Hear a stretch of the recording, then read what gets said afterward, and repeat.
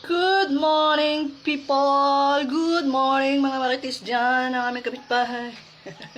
Mas marinig ako ng kapitbahay. Kain po tayo, guys. Almusal po tayo. Ang almusal namin today ay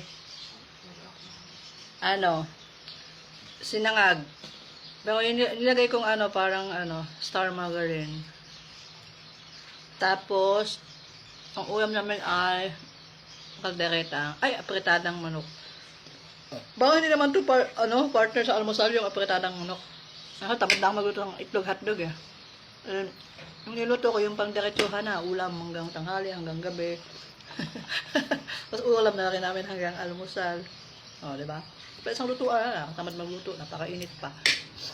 Okay po, kumusta po kayo? Napakainit po ng panahon ngayon. Palagi po tayong mag-iingat po tayo. Kung wala naman tayong importante nga gawin sa labas, huwag na tayo lumabas. Doon lang tayo sa loob ng bahay natin. And drink more of water. Lalo sa mga dyan. Yung mga high blood dyan. Nako eh. Huwag maglalabas ng bahay ngayon. Napakainit.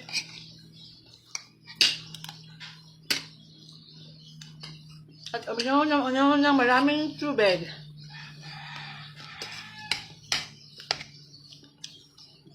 Kung alam ko nga ngayon eh, online class na lang sila. Hindi sila pinapapasok ng teacher nila kasi nga sobrang init ng panahon.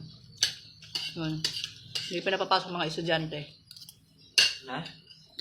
Dahil lang doon, kaya hindi sila pumapasok. Yeah, because there are so many people that happen that bigla na lang mahihimatay. Dahil sa sobrang init. Yung mga bata. Buti na lang eh. Kasi kahit Oo nga, alagyan mo. Tingnan daw. sa loob nga ng bahay, napakainit. Nakatapat na kami sa... Shoutout mo ta. Kung ako gusto nang bibili ng ng chile. Bili kayo, napakasarap nito. 120 lang.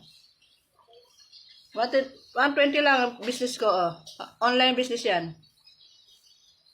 Try nyo, bili na kayo. Napakasarap nito. Kung gusto nyo, mahilig sa mga maanghang, kung gustong magpaano dyan, ito, kailangan nyo.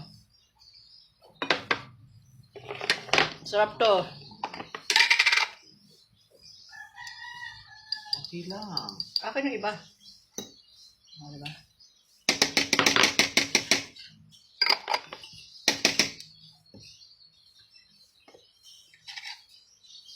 Wala, parang yung panahon ngayon, parang napakatahimik, napaka-boring, sa loob ka lang ng bahay.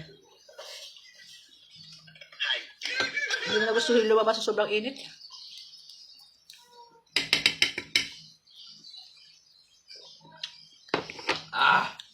Buti ba sa summer, my love ko, naka-aircon dun.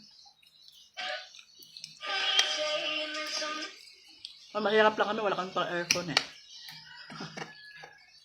Think my troubles away, one mother, she can be laying down. Thank you guys for watching.